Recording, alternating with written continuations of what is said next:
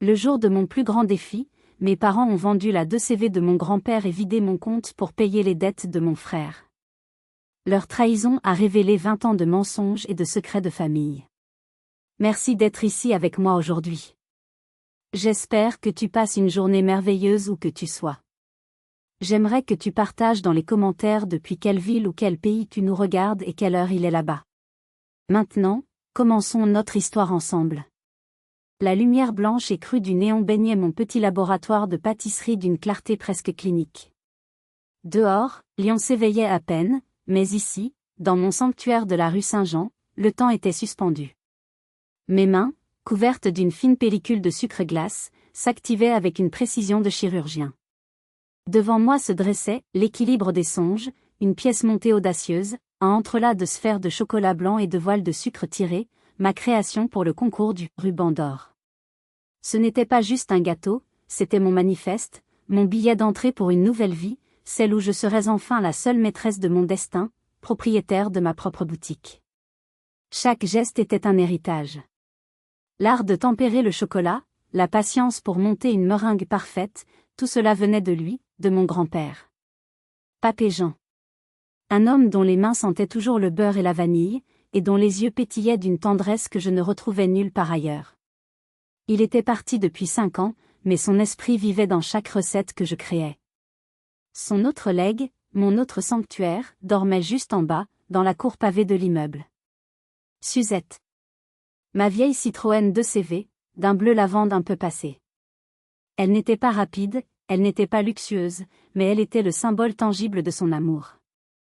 Une voiture, c'est la liberté, ma Chloé, m'avait-il dit en me tendant les clés pour mes 18 ans. Avec ça, tu pourras toujours t'échapper si le vent tourne. Je n'avais pas compris la gravité de ces mots à l'époque.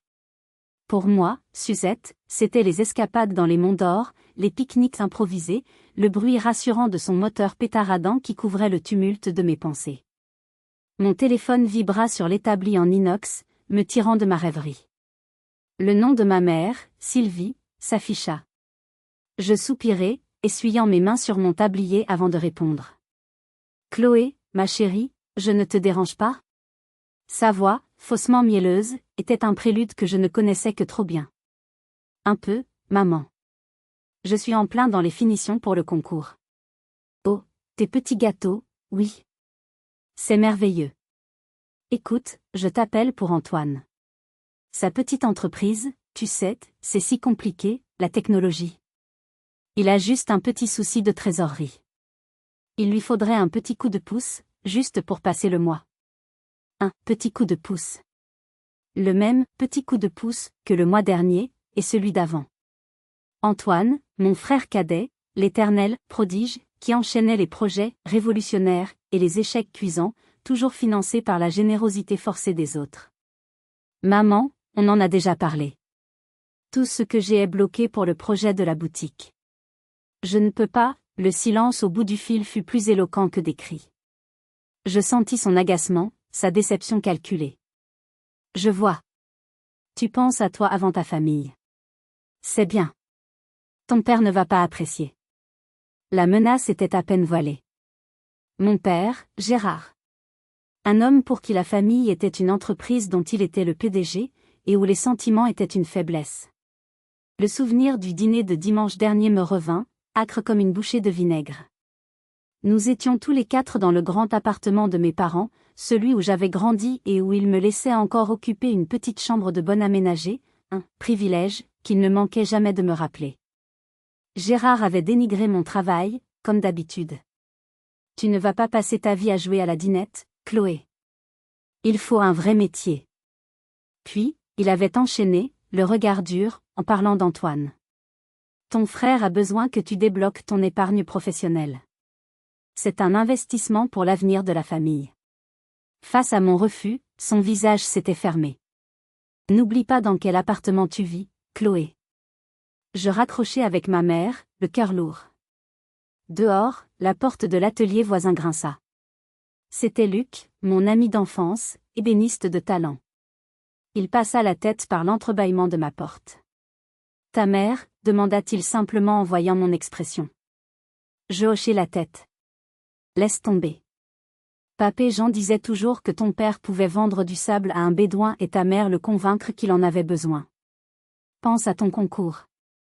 Montre-leur de quoi tu es capable. Son soutien était un baume. À travers la fenêtre, j'aperçus Madame Dubois, notre voisine du rez-de-chaussée, qui arrosait ses géraniums.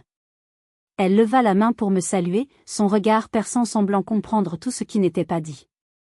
Elle avait connu mon grand-père, mes parents enfants, et maintenant nous. Elle était la mémoire vivante de l'immeuble. Je me replongeai dans mon travail, chassant les pensées sombres. Aujourd'hui, seule ma pâtisserie comptait. Le reste pouvait attendre. Je ne savais pas encore que le reste, lui, n'attendrait pas. 6 heures du matin. Le grand jour. Ou plutôt, la grande heure.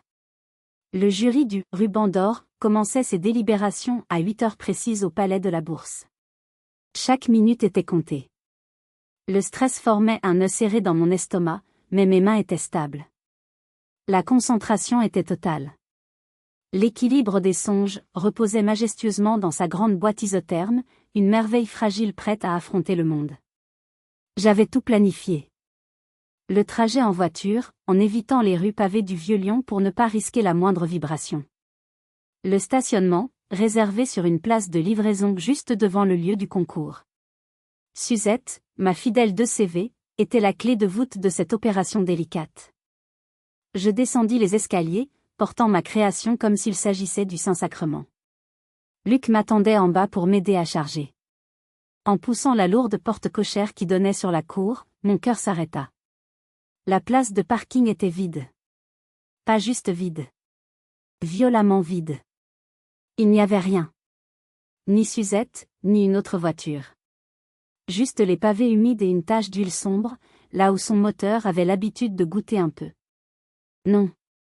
Le mot sortit comme un souffle étranglé. Non, non, non. On l'a volé, dit Luc, son visage se durcissant. Mon esprit refusait cette idée. Voler une 2CV en 2025 ? Pourquoi faire ? La panique commença à monter, une vague glaciale qui menaçait de me submerger. Mais une autre pensée, plus froide et plus terrible encore, se fraya un chemin à travers le brouillard de mon angoisse. Une suspicion si monstrueuse que j'osais à peine la formuler. Mon premier réflexe, cependant, ne fut pas la panique pure. C'était étrange, comme si une partie de moi, entraînée par des années de micro-agression et de manipulation, s'était préparée à ce moment. Je sortis mon téléphone. D'un geste mécanique, je pris une photo de la place de parking vide, en m'assurant que la tache d'huile soit bien visible. Un détail. Une preuve. Je ne savais pas encore pourquoi, mais je savais que c'était important. J'appelai mon père. Directement sur sa messagerie. J'appelai ma mère. Pas de réponse. Le nœud dans mon estomac se resserra jusqu'à la douleur. Et puis, mon téléphone vibra. Un message. De papa. Les mots s'affichèrent sur l'écran, nets, brutaux, sans la moindre fioriture. J'ai vendu la 2CV. L'argent est pour ton frère.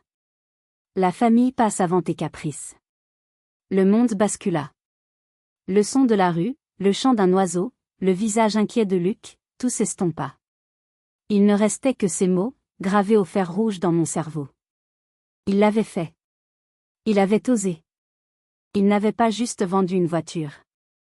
Il avait vendu mes souvenirs, la protection de mon grand-père, ma liberté. Il avait profané mon sanctuaire. Le souffle coupé, je fis une capture d'écran du message. Une autre preuve. Mon cerveau fonctionnait à une vitesse folle, déjà en mode survie, tandis que mon cœur se brisait en 1000 morceaux. Une autre vibration. Un message de maman. Ton père a fait ce qu'il fallait.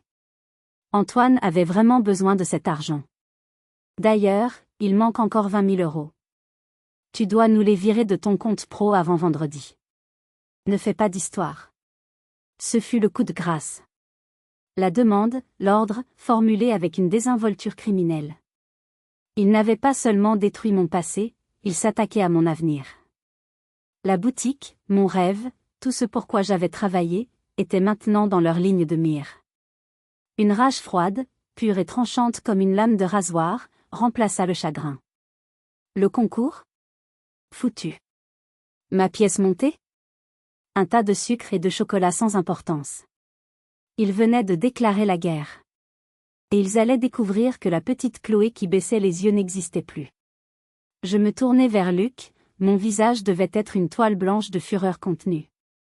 Ils l'ont fait, dis-je d'une voix que je ne me connaissais pas, ils ont vendu Suzette. Il ne posa pas de questions. Il vit la décision dans mes yeux. J'ai besoin de toi, continuai-je. Ce soir, on sort tout de l'appartement. Absolument tout ce qui a de la valeur. Il hocha la tête, son regard sombre et déterminé. Je suis là. Qu'est-ce qu'on fait maintenant? Maintenant? Je rangeai mon téléphone dans ma poche. Maintenant, je vais chercher des cartons. La partie est terminée. La leur, en tout cas. Je n'ai pas pris de taxi. J'ai marché. Les 20 minutes qui séparaient mon atelier de l'appartement de mes parents sur la presqu'île furent une traversée en apnée dans un océan de rage glaciale. Chaque pas sur le trottoir était une affirmation. Je n'étais pas une victime courant se plaindre. J'étais une stratège se rendant sur le champ de bataille. Mon objectif n'était pas de crier, de pleurer ou d'obtenir des excuses. C'était de recueillir des munitions. Devant leur porte, je pris une profonde inspiration. Je lissai ma veste, effaçai toute trace d'émotion de mon visage. En fouillant dans mon sac, ma main se posa sur mon téléphone. J'hésitai une seconde, puis je l'ouvris, naviguai jusqu'à l'application dictaphone et appuyai sur le bouton rouge. Je le glissai ensuite dans la poche de ma veste, le microphone discrètement orienté vers l'extérieur. J'entrai sans frapper. La scène qui m'accueillit était d'une normalité surréaliste. Ma mère, Sylvie, mettait le couvert pour le déjeuner, fredonnant un air de Charles Aznavour. Mon père, Gérard, était assis dans son fauteuil en cuir, plongé dans son journal économique.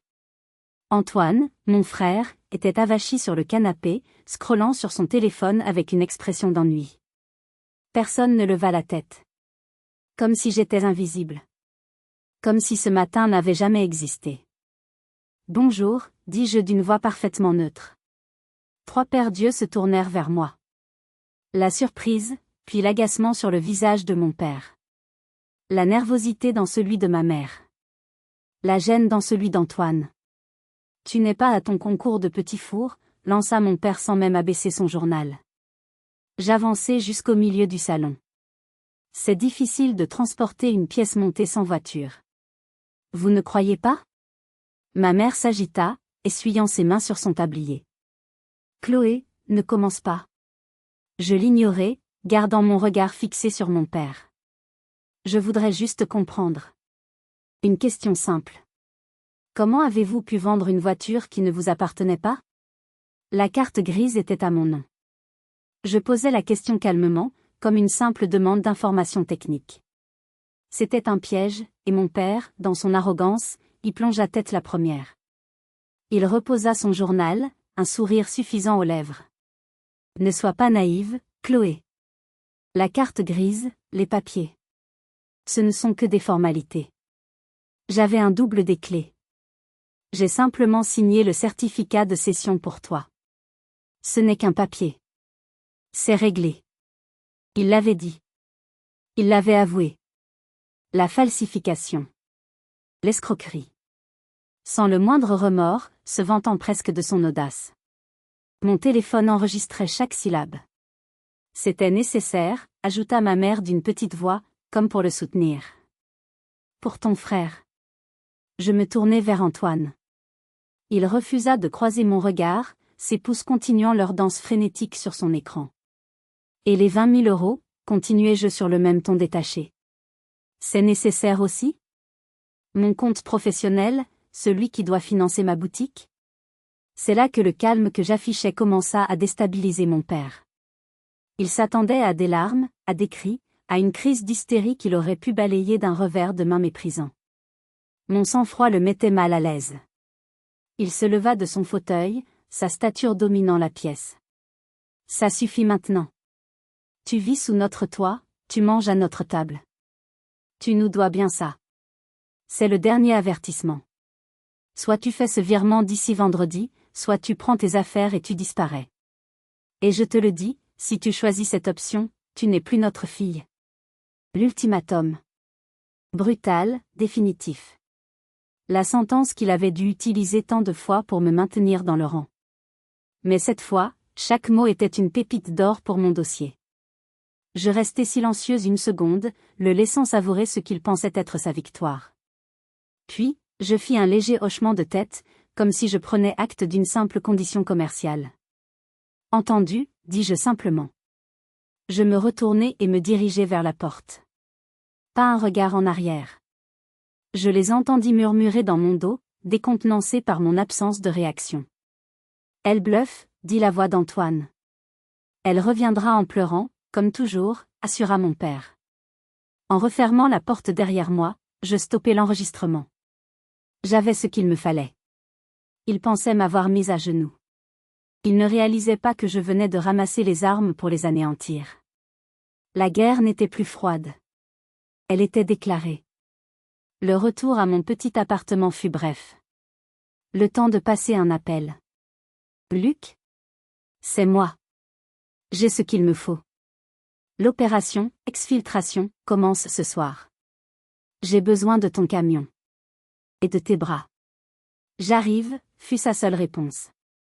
Pendant que Luc faisait la route, je ne perdis pas une seconde. Je ne faisais pas mes valises, je triais ma vie. D'un côté, les vêtements et les objets du quotidien. De l'autre, tout ce qui avait une valeur légale ou sentimentale. Les factures, les relevés de compte, les diplômes, les photos. Chaque papier était une pièce du puzzle de ma libération. Mon regard fut attiré par le haut d'une armoire. Une vieille boîte en fer blanc, rouillée sur les bords, qui avait appartenu à Papé Jean. Je l'avais récupérée après sa mort, un trésor rempli de souvenirs que je n'avais pas osé déranger depuis.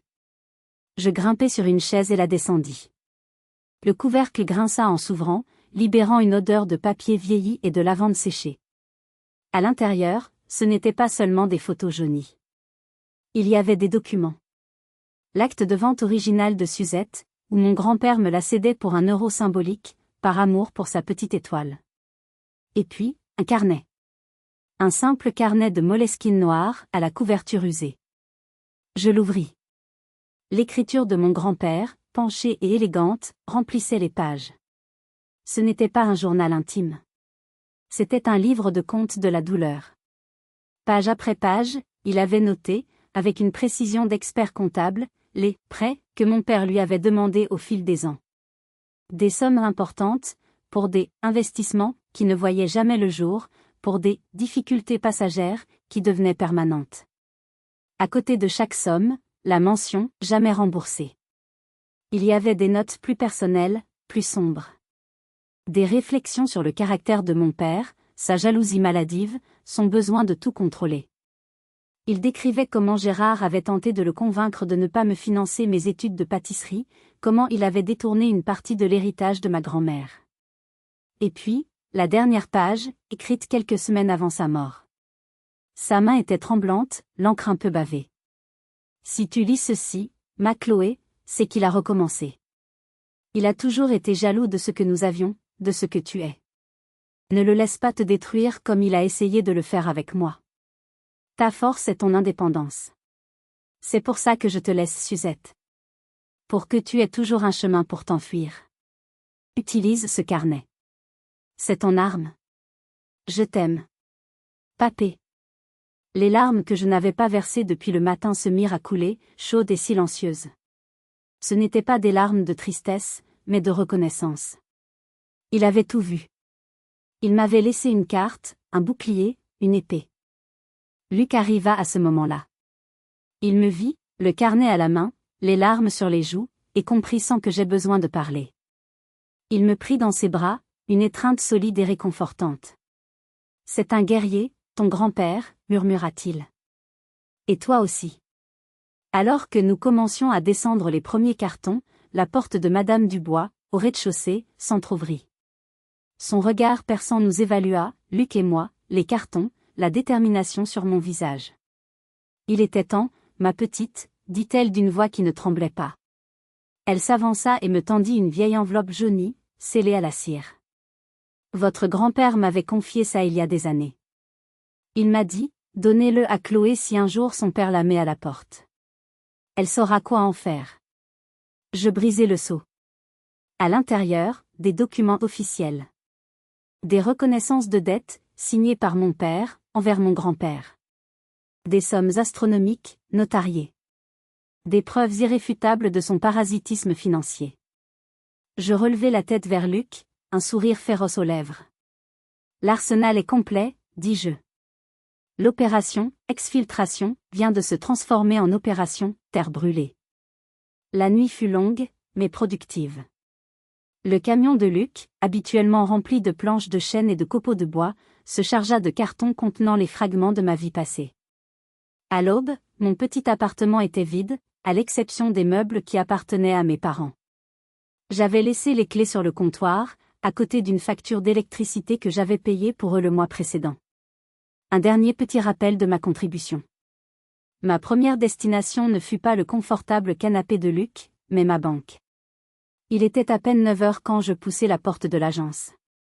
J'avais demandé un rendez-vous avec le directeur, mais c'est Pierre, un jeune conseiller qui avait toujours suivi mes comptes avec un intérêt amical, qui me reçut. « Chloé. Je ne m'attendais pas à vous voir. »« Un problème ? » ?»« Un problème et une solution, répondis-je. Je veux clôturer tous mes comptes courants et transférer l'intégralité des fonds sur un nouveau compte, dans une autre agence. Et je veux mettre une alerte de sécurité maximale sur tout ce qui porte mon nom. Il fronça les sourcils, comprenant la gravité de la situation. En quelques clics, il accéda à mon dossier. Son visage se crispa. C'est une bonne idée. Il y a eu 3 tentatives de connexion à votre espace en ligne depuis une adresse IP que je ne reconnais pas, très tôt ce matin. Et un appel hier demandant votre solde. La personne avait votre date de naissance. Mes parents. Ils n'avaient pas perdu de temps. La nausée me vint, mais je la repoussai. Pierre, j'ai besoin de tous les relevés des 5 dernières années, en particulier ceux qui montrent des virements récurrents vers le compte de mes parents. Il hocha la tête, son expression professionnelle mais compatissante. Je m'en occupe tout de suite. 1 heure plus tard, armé d'une liasse de documents bancaires et d'un nouveau numéro de compte secret, je me dirigeai vers le 2e pilier de ma stratégie, le cabinet de maître Valérie Legrand, la cousine de Luc. Situé près de la place Bellecour, le cabinet ne payait pas de mine, mais la réputation de l'avocate la précédait. On la surnommait le pitbull en tailleur. Maître Legrand était une femme d'une 50aine d'années, l'énergie d'un boxeur et un regard qui semblait lire à travers vous. Elle m'écouta sans m'interrompre pendant que je lui exposais les faits, posant sur son bureau, une à une, les pièces de mon arsenal, la photo de la place de parking, les captures d'écran des SMS, l'enregistrement audio, le carnet de mon grand-père, les reconnaissances de dettes, les relevés bancaires. Quand j'eus terminé, elle resta silencieuse un long moment, ses doigts fins rapotant sur le carnet de Moleskine. « Mademoiselle Dubois », commença-t-elle, et sa voix était grave et précise. « Ce que vous avez là, ce n'est pas un simple litige familial. C'est un cas d'école. Nous avons le vol aggravé, le faux et usage de faux, la tentative d'extorsion, et surtout, un dossier exceptionnellement documenté d'abus de confiance et d'exploitation financière sur près d'1 décennie. » Elle se leva et fit les 100 pas devant la grande bibliothèque remplie de codes juridiques. « Votre père a commis une erreur monumentale. Il vous a sous-estimé. Et votre grand-père était un homme d'une prévoyance remarquable. » Elle se rassit, son regard brillant d'une lueur combative. « Voici notre stratégie. Pas de négociation à l'amiable pour l'instant. On frappe fort, tout de suite. On va rédiger une lettre de mise en demeure qui, en réalité, un acte d'accusation. On exige le remboursement de la valeur de la voiture, que nous allons faire expertiser à la hausse, et des 20 000 €, sous 72 heures. » Elle fit une pause. « Et en pièces jointes, juste pour leur donner un avant-goût de ce qui les attend, nous allons glisser une copie floutée d'une des reconnaissances de dette de votre grand-père. Juste assez pour qu'ils comprennent que vous savez. » Un sourire féroce étira ses lèvres. « Ils vont recevoir ça par huissier demain matin. Je pense que leur petit déjeuner aura un goût amer. Ne les contactez plus. Ne répondez à rien. À partir de maintenant, c'est moi qui parle pour vous. » En quittant son bureau, je me sentis plus légère que jamais. J'avais confié ma rage à un professionnel. Le pitbull était lâché. La mise en demeure, livrée par un huissier impassible le lendemain matin, eut l'effet d'une bombe atomique dans le salon feutré de mes parents. La riposte ne se fit pas attendre, mais elle ne prit pas la forme que j'attendais. Au lieu d'un avocat, ils déchaînèrent la seule arme qui leur restait, la famille. Le téléphone de Luc, qui était devenu mon seul point de contact avec le monde extérieur, se mit à sonner sans discontinuer. D'abord, oncle Michel, le frère de mon père, un homme dont la réussite reposait en grande partie sur les conseils et les fonds de Gérard. Sa voix était mielleuse de fausse inquiétude. « Luc, je suis si inquiet pour Chloé. » Son père m'a tout raconté. Cette crise de nerfs? C'est terrible. Elle invente des histoires, la pauvre petite. Il faut qu'elle se fasse aider. Dis-lui de rentrer, on va s'occuper d'elle. Puis, tante Isabelle, la sœur de ma mère, pleurnichant au téléphone. Elle est en train de tuer ses parents. Gérard est au plus mal, Sylvie ne fait que pleurer. Tout ça pour une vieille voiture. C'est une ingrate, une égoïste. La campagne de diffamation était lancée. J'étais devenue la folle, l'instable, la méchante fille qui détruisait sa famille aimante. Il tissait une toile de mensonges pour m'isoler, pour me faire passer pour la coupable aux yeux de tous. Mais j'avais anticipé. La veille, j'avais rédigé un court email, factuel et sans émotion. Chers tous, pour couper court à toute rumeur, je vous informe que j'ai quitté le domicile de mes parents suite à la vente illégale de mon véhicule et à une tentative d'extorsion. Je sais que cela peut être choquant. Pour que vous compreniez la situation, vous trouverez en pièce jointe un court enregistrement de ma dernière conversation avec mon père. Je ne ferai pas d'autres commentaires. Cordialement, Chloé. Je l'avais envoyé à une liste ciblée, ma cousine Sophie, la fille de l'oncle Michel, quelques autres cousins de ma génération, et une vieille amie de la famille que je savais juste et discrète. Je n'attendais pas de soutien, juste de semer le doute. De contrer leur version avec des faits bruts. La réaction fut immédiate. Le téléphone de Luc cessa de sonner. Un silence radio s'installa.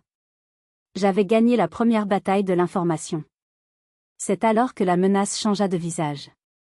Un après-midi, alors que j'aidais Luc à poncer une magnifique commode en noyer, deux hommes se présentèrent à l'atelier. Ils n'avaient rien de voyous. Ils portaient des costumes bien coupés, des chaussures chères, et une aura de froideur professionnelle. « Nous cherchons Chloé Dubois », dit le plus grand, sa voix polie mais dénuée de toute chaleur. Luc s'interposa. « C'est pourquoi. Nous sommes des partenaires commerciaux de son frère, Antoine. Il nous doit une somme d'argent conséquente. Ses parents nous avaient assuré que sa sœur allait régler la situation. Il semble y avoir un contretemps. » Il me regarda par-dessus l'épaule de Luc. « Dites à mademoiselle que la patience de nos clients a des limites.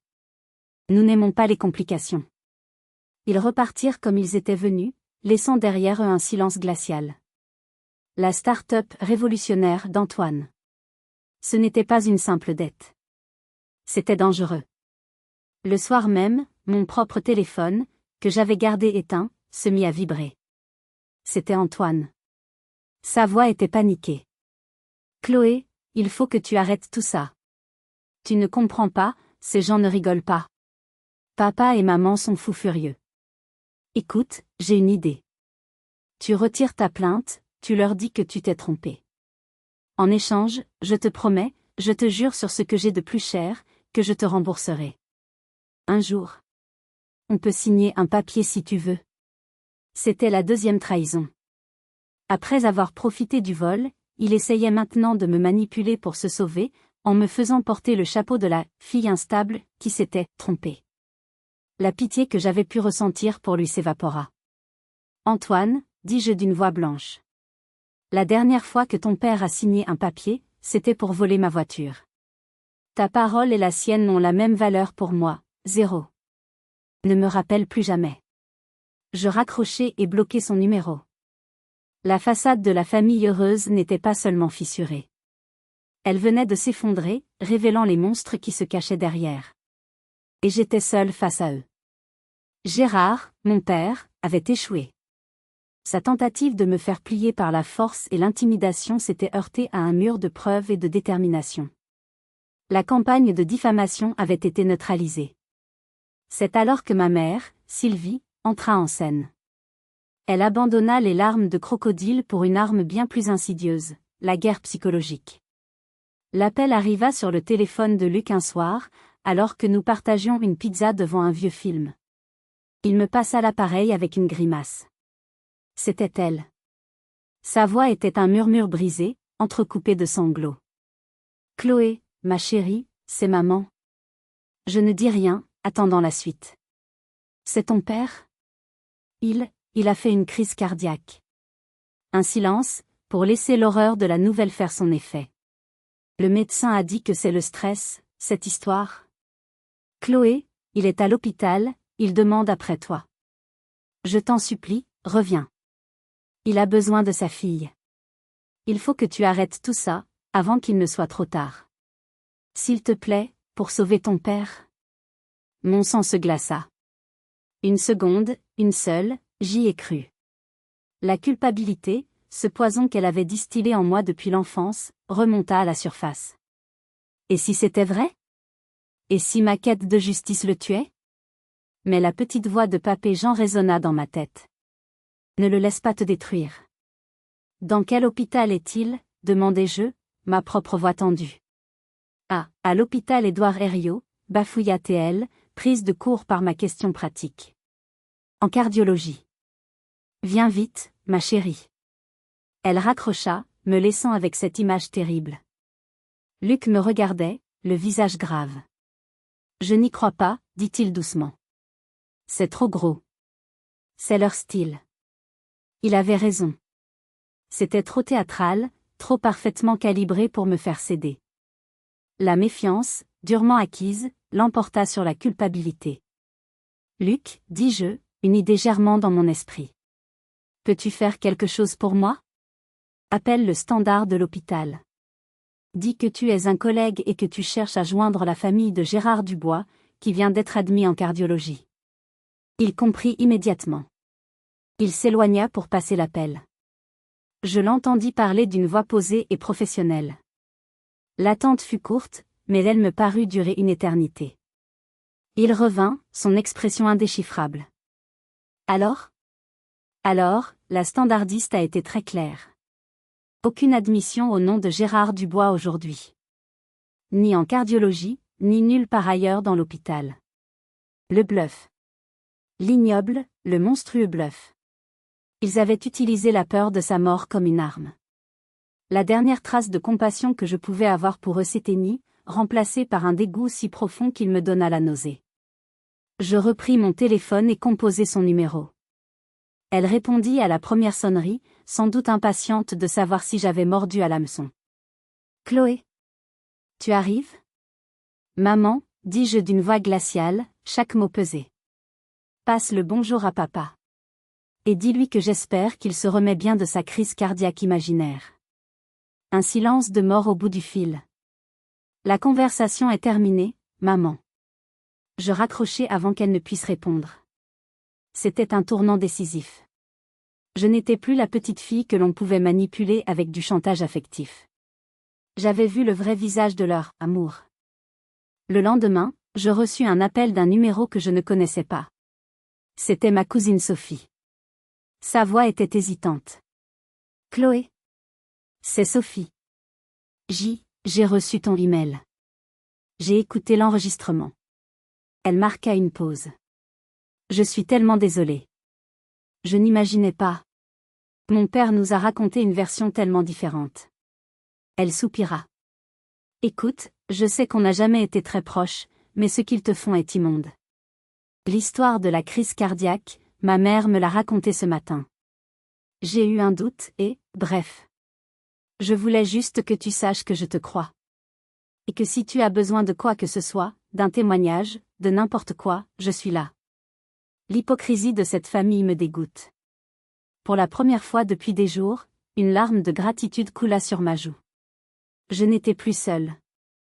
Un allié venait de se déclarer, au cœur même du camp ennemi. La guerre psychologique avait échoué. La médiation fut fixée une semaine plus tard. Ce n'était pas une faveur accordée à mes parents, mais une étape stratégique suggérée par Maître Legrand. Laissons-leur une dernière chance de se rendre avant le bombardement, avait-elle dit avec un sourire carnassier. Et enregistrons leur capitulation pour la postérité. La réunion eut lieu dans la grande salle de conférence de son cabinet. L'atmosphère était électrique. D'un côté de la longue table en acajou, il y avait Montcamp, moi-même, Maître Legrand, et Luc, qui avaient insisté pour être là en tant que soutien moral et témoin silencieux. De l'autre côté, mes parents et Antoine.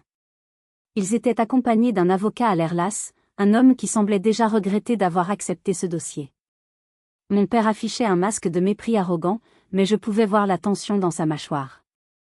Ma mère se cachait derrière de grandes lunettes de soleil, même à l'intérieur. Antoine fixait la table, le visage blême. Maître Legrand commença la séance sans préambule. Nous sommes ici pour discuter des termes d'un accord qui pourrait éviter à monsieur et madame Dubois des poursuites pénales pour vol, faux et usage de faux, tentative d'extorsion et abus de confiance. L'avocat de mes parents commença à protester, parlant de diffamation et de drame familial. Maître Legrand le laissa parler, puis elle posa un simple lecteur audio sur la table et appuya sur « Play ». La voix de mon père remplit la pièce, claire et nette. J'ai simplement signé le certificat de cession pour toi. Ce n'est qu'un papier. Puis la sienne encore, hurlant l'ultimatum. Soit tu fais le virement, soit tu n'es plus notre fille. Le silence qui suivit fut assourdissant. L'avocat de mes parents blêmit. Ceci n'est qu'un aperçu, continua Maître Legrand. Elle sortit le carnet de mon grand-père. Ce carnet détaille des années d'exploitation financière. Elle sortit les reconnaissances de dette. Celles-ci sont notariées. Elle sortit les relevés bancaires. Et ceux-ci sont irréfutables. Elle gardait le meilleur pour la fin. De plus, nous avons un témoin qui est prêt à confirmer les méthodes de monsieur Dubois. Elle se tourna vers la porte. Maître, pourriez-vous faire entrer monsieur Durand ?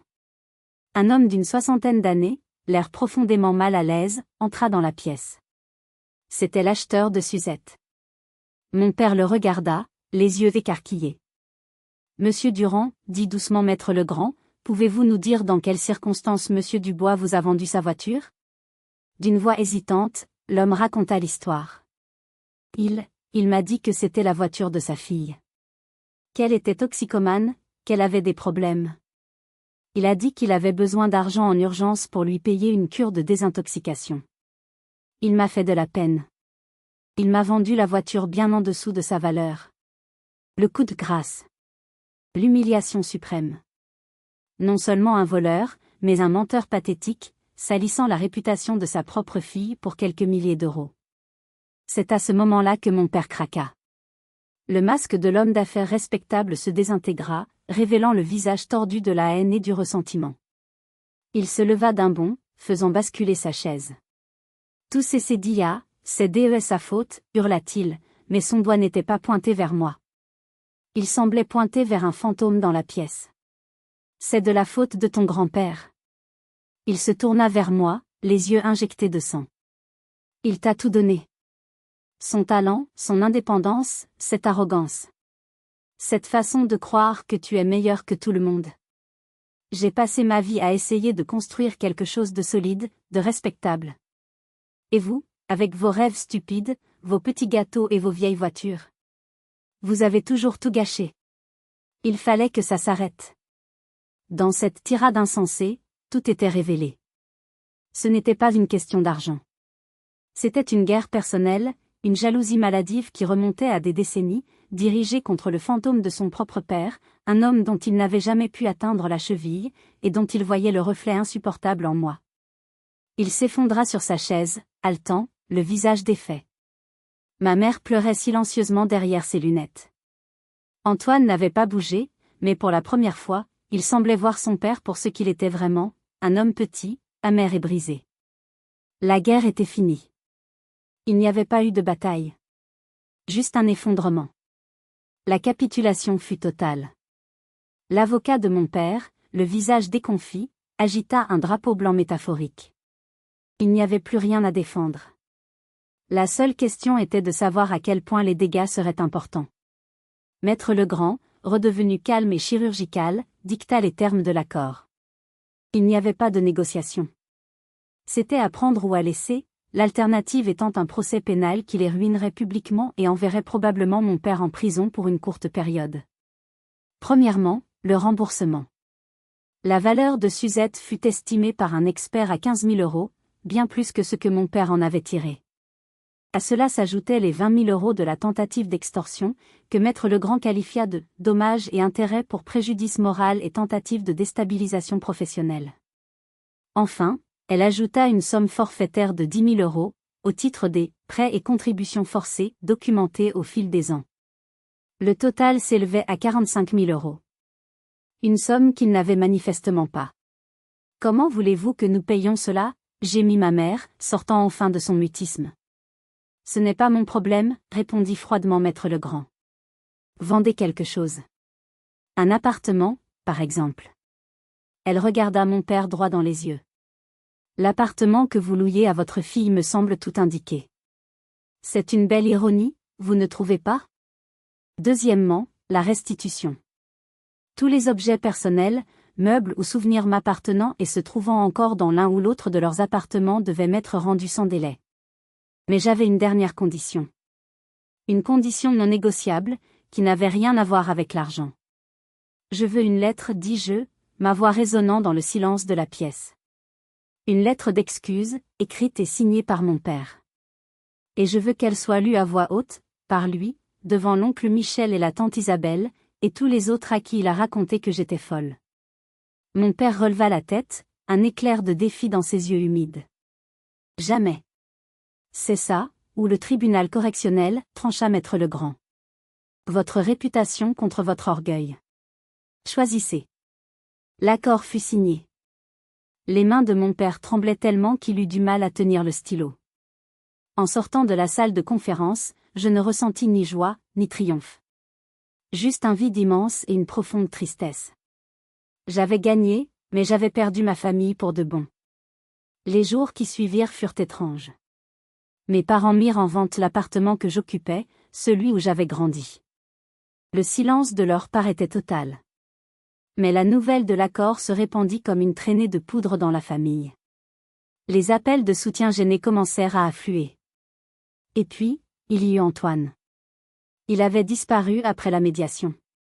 Son téléphone était éteint. Mes parents, absorbés par leur propre naufrage, ne semblaient même pas s'en préoccuper. Je m'inquiétais, malgré tout. Une semaine plus tard, Luc reçut un appel. C'était un hôpital. Antoine avait été admis. Il avait été agressé, une mauvaise rencontre, selon la version officielle. Ces dangereux investisseurs avaient perdu patience. Quand je le vis, il avait un œil au beurre noir et plusieurs côtes cassées. Il n'était plus l'enfant gâté arrogant. Il était juste un jeune homme brisé, qui avait enfin touché le fond. Il pleura en me voyant. « Je suis désolé, Chloé, » sanglota-t-il. « Pour tout. Je n'ai jamais rien vu. J'ai été lâche et égoïste. Je te demande pardon. » C'était la première excuse sincère que j'entendais. Le premier signe qu'une reconstruction, peut-être, était possible. Le prix de sa prise de conscience avait été terrible, mais il l'avait enfin atteinte. Le prix de ma liberté, lui, était encore en train d'être calculé. La scène de la lecture eut lieu un dimanche après-midi, dans le salon de l'oncle Michel. L'ambiance était funèbre. Mon oncle, ma tante Isabelle, et quelques autres lieutenants de la campagne de diffamation étaient là, mal à l'aise, évitant mon regard. J'étais venu avec Luc et Maître Legrand, qui tenaient à s'assurer que l'accord soit respecté à la lettre. Mes parents arrivèrent en dernier. Mon père tenait une feuille de papier à la main. Son visage était gris, ses épaules voûtées. Il semblait avoir vieilli de 10 ans. Il se plaça au milieu de la pièce, comme un condamné sur l'échafaud, et commença à lire d'une voix monocorde, sans aucune inflexion. Je, sous-signé Gérard Dubois, reconnais avoir vendu sans son consentement le véhicule appartenant à ma fille, Chloé Dubois. Je reconnais avoir imité sa signature et avoir menti sur les raisons de cette vente. Je reconnais lui avoir demandé une somme d'argent sous la contrainte. Je lui présente, ainsi qu'à ceux que j'ai pu tromper par mes propos, mes plus plates excuses. J'ai eu tort. Chaque mot était une pierre qu'il semblait vomir. C'était une humiliation totale, abjecte. Mais en le regardant, je ne ressentis aucune satisfaction. Je ne voyais qu'un homme pathétique, détruit par ses propres démons. La victoire avait un goût de cendre. Quand il eut fini, un silence de mort plana sur le salon. Personne n'osa bouger. Maître Legrand fit un simple hochement de tête. La dette d'honneur était payée. Nous partîmes sans un mot. Quelques jours plus tard, Antoine sortit de l'hôpital. Il vint directement à l'atelier de Luc, où je passais le plus clair de mon temps. Il était encore marqué, mais son regard était différent. Plus clair. Je voulais te montrer ça, dit-il en me tendant un papier.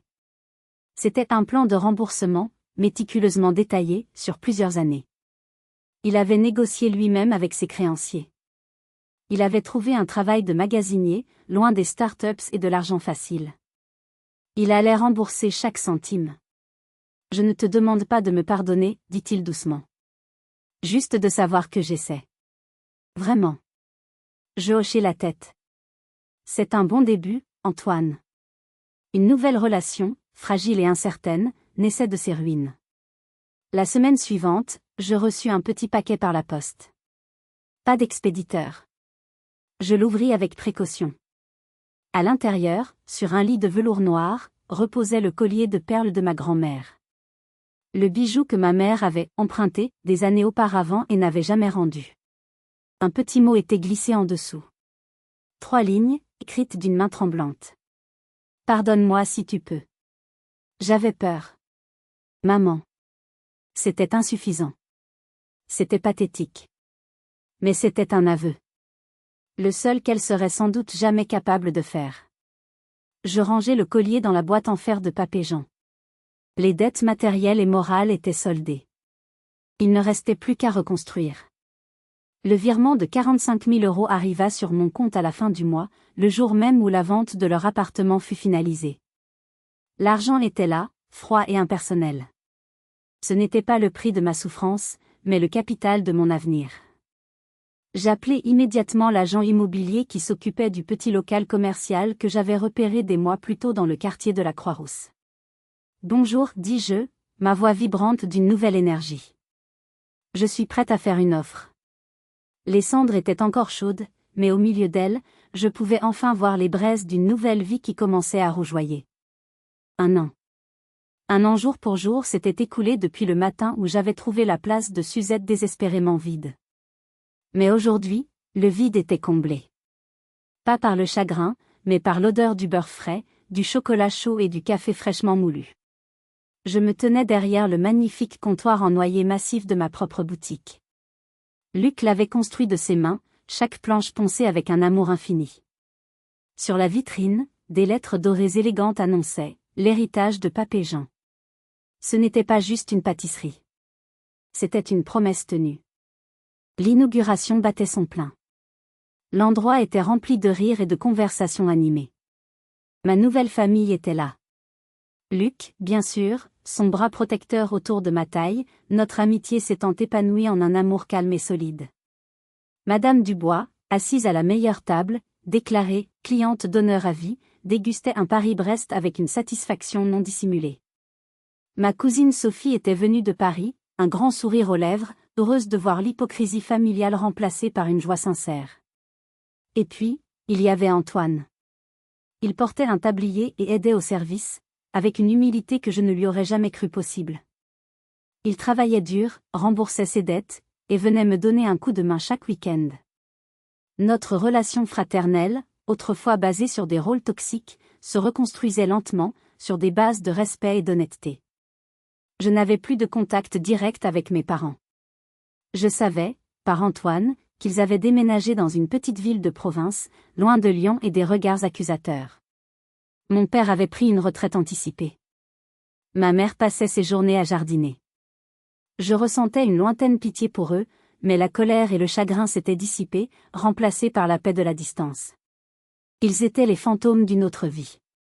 Un jeune couple, entré pour acheter des croissants, s'arrêta devant le grand cadre que j'avais accroché au mur d'honneur. C'était une magnifique photo en noir et blanc de Suzette, ma 2CV, garée devant un champ de lavande, avec papé Jean au volant, me faisant un clin d'œil. Elle était belle, cette voiture, dit la jeune femme. Elle l'était, répondis-je avec un sourire. Elle appartenait à mon grand-père. Elle m'a appris que parfois, le chemin le plus important n'est pas celui qui nous mène quelque part, mais celui qui nous permet de nous échapper pour mieux nous retrouver. Plus tard, alors que les derniers invités partaient, je me retrouvai seule dans la boutique silencieuse. La lumière dorée du soir filtrait à travers la vitrine. Je passai la main sur le bois lisse du comptoir. Je n'avais pas seulement gagné une bataille juridique. J'avais gagné le droit d'écrire ma propre histoire. J'avais transformé la trahison en fondation, la douleur en carburant. J'avais honoré la mémoire de celui qui avait toujours cru en moi. Je retournai le petit panneau sur la porte. D'un côté, il y avait écrit « Fermé ». De l'autre, « Ouvert ». Je le laissai sur « Ouvert ». Car pour la première fois de ma vie, je l'étais vraiment. Ouverte à l'avenir, ouverte au bonheur, ouverte à tout ce qui allait arriver. J'étais libre. Et j'étais enfin en paix.